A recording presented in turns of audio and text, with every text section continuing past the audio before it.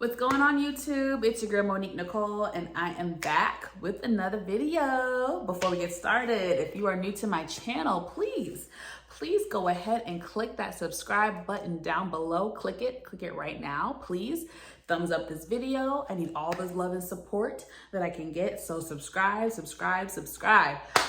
Oh my gosh, you guys. So we are here today to discuss the season 5 premiere of Insecure. This is the series finale. After this season, there will be no more Insecure. We are all devastated by this news. I think we found out, I'm not even gonna guess because I have no measure of time at this point because the year has flown by. A few months ago, shawty, we found out that season 5 was gonna be the last season of Insecure, and I think everyone was sad and devastated. Us as the fans and viewers really do not want this to end, but as a creative, I respect and understand Issa Rae. I believe in bowing out gracefully and knowing when it's time to exit, and so I respect Issa for making this decision. I've come to terms with it. I have accepted it, but I am still saddened by this decision and the fact that it is the last season. I have fallen in love with these characters. I love the storylines. I've just grown a connection to the show. Me and my friends have just grown a connection to the show that's just unmatched. So I'm really gonna miss the show. Wow, season 4 though, that ending, if anyone was living under a rock, we find out that Lawrence is going to have a baby with Condolences, aka Condola. They broke up. He and Issa reconnected and really just fell back in love and just tried this whole dating thing again. And it was so beautiful. It was so beautiful to see them back together, but that was shortly lived. Lawrence is about to be a baby daddy, and it was a major cliffhanger. So season 5, episode 1, it opens up basically with Tiffany, her husband and Kelly. They're on a road trip to San Francisco. I think it's their class reunion for college. So they are going to reunite with their fellow classmates. And they are actually looking at Molly's Instagram. And Molly is posting like these sad, like, I don't want to say weird. I mean, whatever. These sad, weird photos like would have her face, and she's being really just like sad and just like deep with these quotes and stuff. So we find out that it's been 2 months since she and Andrew broke up, hence the sad quotes and whatnot. And we all know we're either guilty of it of ourselves, or we know somebody we know somebody's going through something or a breakup, because as soon as they break up with somebody, honey, it's going to be sad quotes, inspirational quotes, all this type of stuff. So we all know, we all can peep the scene when somebody has broken up with somebody. So they basically say like, look, we are not going to get involved in any type of Issa and Molly mess. Like, they're just going to stay clear of all that, which I understand sometimes. And there goes my cat. I mean, I swear he was over there sleeping a few minutes ago. Simba, get down, I'm recording. We're just gonna ignore him. Okay, so Issa lands in San Francisco and she links up with the group. Now in this very moment, we realize that things are still a little bit awkward between Issa and Molly from last season. You know, the season 4 finale, they had like a conversation or whatever. It seemed promising, but it looks like, you know, things are still a little rocky for them. So, you know, it's a little awkward. So basically, Issa was asked to be a part of a panel discussion during the college weekend. And, you know, she's feeling herself a little bit. She's feeling confident. Mind you, this is like, what, 2 months after the block party and all that success. So, you know, she's feeling herself and whatnot. So we find out that Kelly did not get a name tag or I guess orientation, if you will. Not orientation, but whatever. When they arrive, Kelly does not get a name tag because the school thought that she died. How this happened, I don't understand, but they done killed off Kelly, and she is devastated that her own school killed her off and was like, RIP, you don't exist anymore, you're dead, no name tag. I mean, what the freak? So Kelly is in her feelings about that, honey. So Molly has a quick little moment with Kelly where she's just kind of like, hey, how long did it take for you and Tiffany to kind of like get back in the swing of things as far as their friendship? Because back in season 3, Tiffany and Kelly had a little falling out in their friendship, which we saw play out. And, things were a little awkward for them for a while, but slowly they were able to rebuild and they're able to be back in a good place. So Molly was just basically asking for some advice, and Kelly just kept it real. Like, yeah, we had our little phase, our little awkward phase where it was just like a lot of, little small talk and and fake laughs and banter, but it took time. And that's really all that it's going to take is time, with Issa and Molly. If they're both willing to still work on the friendship and they're both, willing to just try, it's going to take time. And so that was nice to see them having that little moment. Let's see. So they have like a little mixer, right? And they run into an old college friend. Her name is Cheyenne. Now, Cheyenne is a little turnt. She's a little bit extra, if you will. Quite extra. She was just dipping it low and spreading it wide. I was like, okay, I know this is a college event, but damn, like, can we act a little bit like we're grown and have etiquette? But, sis was turning up. I can't hate on it. So she and Kelly doing splits and shit. That little thing where Kelly kicks her leg up in the air, which is really impressive because I cannot do that. So they just, again, turning up, acting a fool. So Tiffany's husband, I forget his name. I love him so much on this show. I hate that I forget his name, but Tiffany's husband is trying to hook Molly up with an old fling. His name is Omari, and apparently Omari and Molly used to be like hookup buddies or friends with benefits back in the day. So he's trying to hook it up, but Omari just got divorced. So I'm just like, well, Molly, did I say Molly? Omari just got divorced. So I feel like Molly needs to just like stay clear and not even really dabble into that unless she's just looking for like a little quick hookup fling. She needs to leave Omari alone. So at the mixer, honey, they start doing a slideshow in memory of those that have passed. And Kelly is on the screen. And I think they said something like, there's hair in my bed. Why is there hair? Oh, anyway, sorry, y'all. They say something like, Kelly was funny and she always had her purse with her like an auntie or something. Like, I don't know where that came from. Poor Kelly was just like, well, damn, is this all what y'all think of me? Child, the DJ turned on, this cat. The DJ turned on Stanky Leg in honor of Kelly because I guess she used to kill the Stanky Leg back in the day. And Kelly was just like, what the freak? Like, okay, at first this was funny, but is this really what you guys think of me? I'm just like good for shits and giggles. Like, I'm not being taken seriously. She's just kind of like, well, damn, this is it. So, she's kind of getting her feelings a little bit, which I can understand. So fast forward, Issa has like a mirror moment. We know that she's infamous for doing these on the show, which we all pretty much love. She has a moment where she's looking herself in the mirror and just talking to herself, I guess, if you will. Her inner voice is talking to her, really. But this time it was a little bit awkward. It was her younger self with braces and all. It was super, super cute.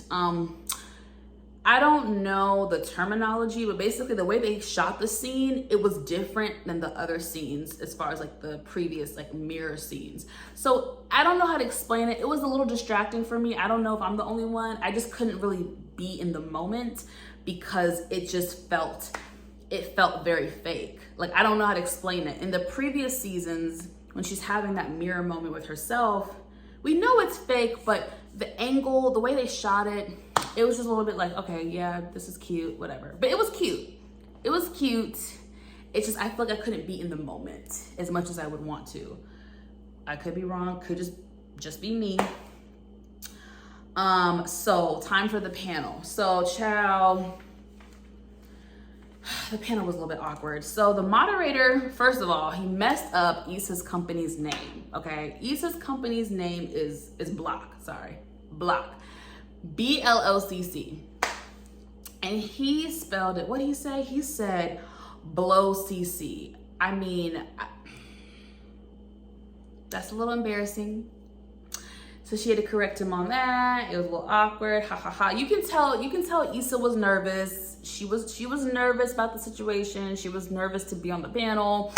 You could just tell she was a little bit uncomfortable as they were rolling out questions and stuff like that. You could just tell she felt uncomfortable. She wasn't confident in herself, nor the questions that were being asked of her. Now, the question that really stomped her was when the moderator asked, when did you know you were on the right path? And which is a tough question, especially for someone like Issa, who is just now kind of starting to find what their real passion is in life. And yeah, very relatable. So she kind of let everyone else answer their questions. Everyone gave like these profound responses, and then it's time for Issa. And while her response was different than the others, I thought it was very much real. Like, I actually appreciated it because it was a real response. It was honest, it was vulnerable, and you can't knock that. So basically Issa just said, you know, I don't know if I'm on the right path. There's no way to really know if you're on the right path and doing the right thing. I could wake up tomorrow and realize that I made a huge mistake and wasted time. And I felt that, like, that was a real response. You know what I mean? Now, for me as a viewer, I was kind of taken aback, because for me as a viewer, I felt like last season, we saw Issa come into her own. We saw that Issa, you know, left her job, her previous job, and was really pursuing something on her own, which was scary. We saw the success of her block party. We saw the feedback. So in my eyes, I thought that she kind of like was really getting into her own and realizing, okay, yeah, this is what I'm passionate about. This is what I want to be doing. And don't get me wrong, that could be true, but she also could be feeling like, okay, what the hell do I do next? What's next? And I can 100% relate. It's just, adulting is hard. Adulting is hard. Finding your passion is hard. Then you find your passion, or you find the realm of what you want to do, and you're just like, okay, but now what? What's next? There's not a freaking roadmap. So it's just kind of like, you know, I think that's where she's at. She's like, okay, the block party was great. I did that. What's next? How do I, you know, like, so, and then, like she said, you don't even know if you're doing the right thing. You know, you just kind of just like taking a risk. And so again, I appreciated that. I think a lot of people can relate to what Issa was saying during that panel discussion. So Molly and Issa decided to go have drinks. Everyone kind of split up and did their own thing. I think Tiffany went to like an AKA event. Kelly, I don't really know. Oh yeah, Kelly went to her band event. And then Molly and Issa went to go have drinks. And so Amari texts Molly. And Molly's just kind of like, you know, talking about it. But Issa stays very quiet. It's kind of awkward. She knows, basically what I got from that was, Issa knows that in the past, when she's given Molly advice, it's been taken wrong, and Molly gets defensive, and it just causes issues. So to me, Issa was just like, well, I'm gonna stay silent.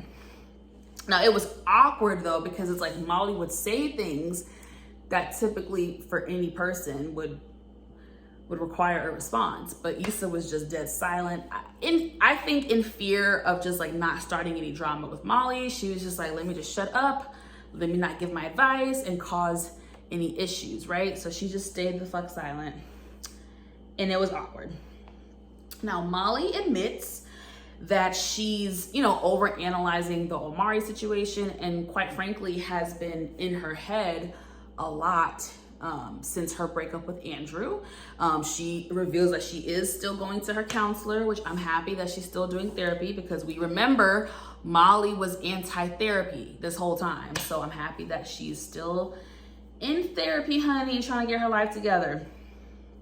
Issa eventually like vents about how her life is not what she wants it to be. Again, we can relate. Us in our 30s, we can fucking relate.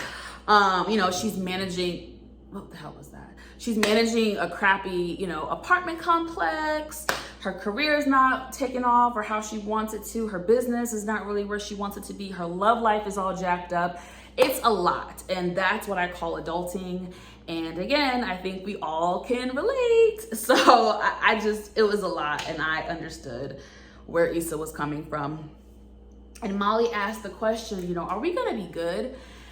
And I think Issa was kind of like, well, are we talking about like the world and just us, you know, or are you talking about you and me, like our friendship? And I took it as they're talking about their friendship. So I think Issa was like, you know, yeah, we're gonna be good. No, she's like, I hope we're gonna be good. Like, I want us to be good. I have to go back and watch it again. I'm not sure if she was really referencing Molly and her. I think she was. I want to say she was. Sorry, forgive me. Y'all let me know in the comment section if I jack that part up. But so they get a text, right, from Cheyenne about going to some party, okay? So all the girls are in the car driving right around to the party, and I love this scene because they were like listening to all the throwback songs from college years. I just loved it. It was cute. It was real cute. Everybody's turning up in the car. Everybody except for Kelly. Kelly is in her feelings, which I don't like to see this because Kelly is usually the life of the party. She is the funny one. She is the one to just liven up the mood, but she's in her feelings. Why? Because her band members did not throw her any type of tribute. Remember, they think that she's dead. So she was really sad to find out that her band members didn't even do anything special for her in her memory. So she really got in her feelings. And again, it was just like, damn, is this what you guys think of me? Like, am I a freaking joke? And Tiffany looks over to her. I feel like Tiffany sensed that Kelly was upset, but she didn't really say anything or speak up on her behalf or try to console her, which I didn't like. So we already know Tiffany's character is very selfish, very self-centered. I don't even know how they're friends with her, but that's a whole nother story. So they go to the liquor store, okay, to get some liquor before they hit up the party. So Cheyenne, Molly, and Issa go into the store to buy liquor and whatnot. As they walking out of the store, child, this dude pops up on them with a gun and is like, give me all you got, give me your money, give me your wallet, give me this. So they freaking out. Everybody's like, oh my gosh, Molly's like, take the watch, take what you want, take this, take that. Cheyenne's over there doing the fucking most, crying, oh my God, like doing the most. But you know, they're all three freaking out. Then the robber messes up and says, Shy, or shut up, Shy. And they're all like, you know her? This bitch, Cheyenne, done set them up to get robbed. I'm like, now that's some trifling shit. It was funny as hell. I was not expecting that part. Like, them getting robbed, I was like, okay, of course, this is freaking Insecure. Of course it's gonna happen. But Cheyenne being a part of it, I was like, all right, I didn't see that coming. That shit was funny. Molly was like, I knew I didn't like that girl. It was just a fucking mess. So child, they get back in the car. Hold on, the funniest part was when Cheyenne was like, Molly, give me your shoes, run me them shoes. And then Issa starts to take off her shoes. She's like, you can keep those, girl. You can keep those. I'm weak. So they get back in the car and they tell Kelly and Tiffany what the hell happened. And they're, at first they freaking out like, this just fucking happened to us. We just got robbed. And then they just start busting out laughing. And it was such a cute moment. And like, that was the moment where they like reconnected and just kind of like bring them back to some type of, you know, normalcy in their relationship. Things had been so tense. That one incident, it took them to get robbed at gunpoint for them to just have like a good belly laugh with your friend and just reconnect. It was super cute. But while they were in the store, they did have a scene in the car with Tiffany and Kelly where Kelly was basically like, girl, I need you to like, basically, I need you to stick up for me more. I need you to speak up on my behalf more. You're too fucking silent. if you're my friend, you need to act like it. And when you see certain things being done, speak up and defend me. So they had that little moment, and I'm glad, because I feel like collectively on this series, they have let Tiffany's character go. They have let her slide by with so much shit that I think would be unacceptable in any other friendship, in any other circumstance. Even the fact that Tiffany hooked up Lawrence and Condola. Why would you hook them up knowing that one of your closest friends, Issa, that's his ex, or her ex, sorry. So why would you, like, that to me, that's so messy. So the fact that they didn't cuss her ass out, I don't understand the writing when it comes to Tiffany's character. I just feel like she gets away with so much shit. That's a sidebar. I had to bring that up. So the next morning, honey, they're at a diner having breakfast before they hit the road.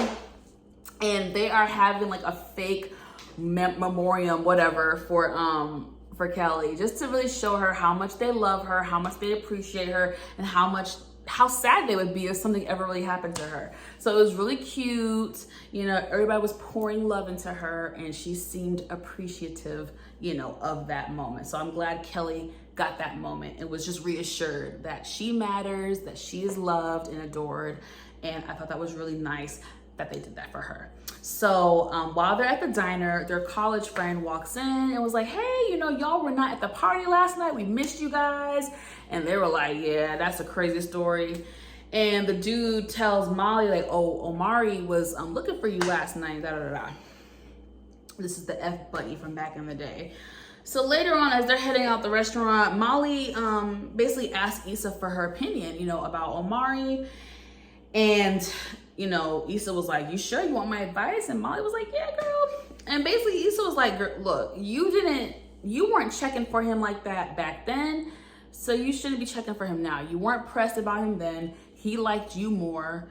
So don't even waste your time at this point. At this point, just use this moment to reflect and work on yourself. You just got a relationship. So, you know, I thought that was good advice, because again, Molly is just always seems so desperate to find love and just desperate to be with somebody.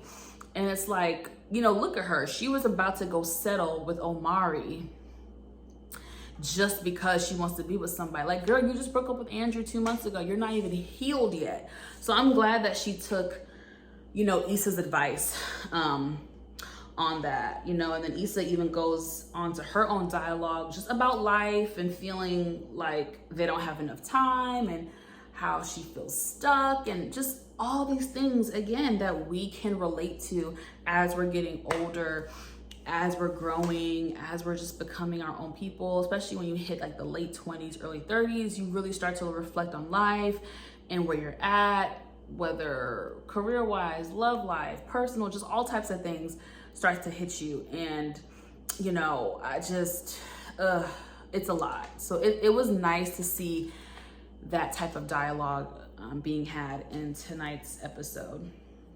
So everyone's back home, and we see that Kelly is recording an episode of her podcast. And basically she poses the question, you know, if you knew that the end was near, what would you do? How would you spend that time? What would you do with that time? And I think that that's a really deep question. Yes, it can be a little bit morbid, but it's an amazing question, and it's something to think about. It's something to think about from time to time to kind of keep you on your toes and just ground you and just bring you back to just being being appreciative of life, and just, you know, realizing that tomorrow is not promised for a single soul. Literally, here today, gone tomorrow. We are seeing young people die, old people die. I mean, we're seeing freak accidents, this, that, COVID. So many things are happening that's been happening in this world. And I think that was a really good message, just on a human level. But then again, it's relatable again with just like the age bracket of where they're at and where some of us are at as viewers. It's kind of like, you know, we can relate to some of those things. So I thought that was a really good question that she asked on her podcast. So to end the episode off, honey, we see Lawrence picking up Issa from the airport. At first, I was like, Lawrence and Issa,